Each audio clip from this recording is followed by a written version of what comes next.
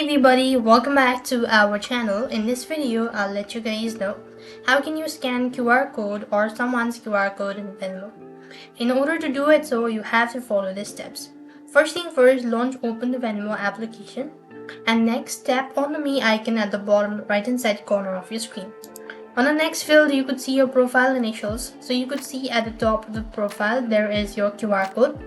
You could tap that out and you'll be able to show your QR code as well.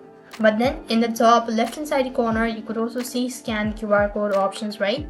You could tap that out and you could go ahead and scan someone's QR code in Venmo as well.